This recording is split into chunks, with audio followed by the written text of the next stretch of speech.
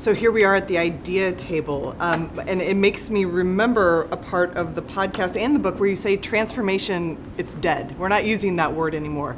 Tell me why transformation is dead. The idea of transformation, I think, with companies had, which is I'm at a place that I don't like, point A, and I'm going to get to a place that I like, point B, via transformation, and then everything will be good.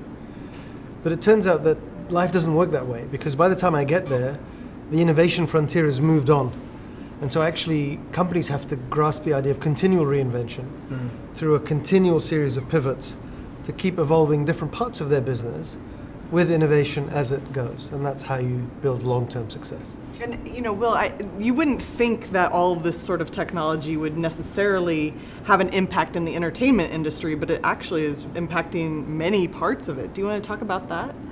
The disruption already happened in the music industry, and we did a good job coping with it and staying, creative and adopting new technologies like streaming, whether it's Spotify or Apple Music. So it's on its way to be healthy again. But what I've done as an entrepreneur, moving away from just an entertainer, is start a company that is focused on, conversational voice artificial intelligence, meaning the ability for a person to talk to a machine or, software in a normal way, natural language. And we've done a really good job building that. And what do you think that's going to look like in 10 years? Can you say?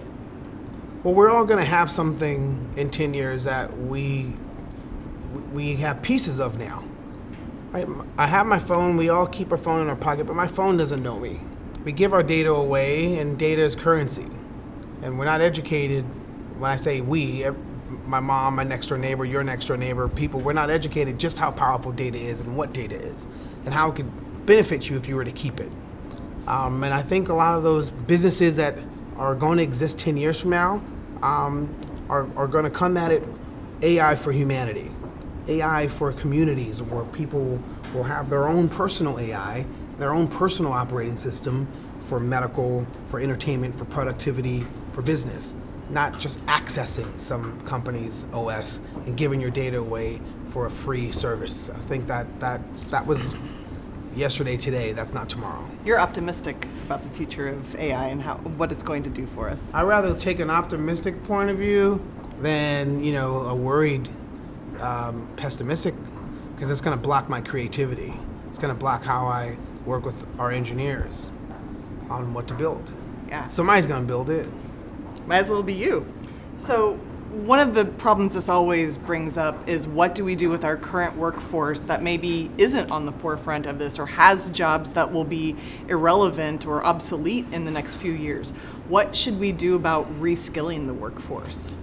You not only have to reskill the workforce that we currently have that's going to face, massive turmoil when one product is released.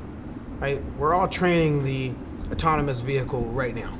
But when that vehicle comes, truck drivers lose jobs, Uber drivers lose jobs. And so yes, you have to reskill folks. But then you also have to prepare and protect the 7-year-old right now. Right? So yes, reskilling is an important conversation, but so is funding our school systems. Because, right? Or else we're just gonna reskill and we're gonna ignore a big chunk of folk that are gonna be the builders of tomorrow. The jobs that are gonna come are not the folks that you're reskilling, it's gonna be the folks that you're preparing. But we're not talking about preparing the youth. We're not coughing up money to make sure our schools are competing with the investment of AI and autonomous vehicles. That's the problem.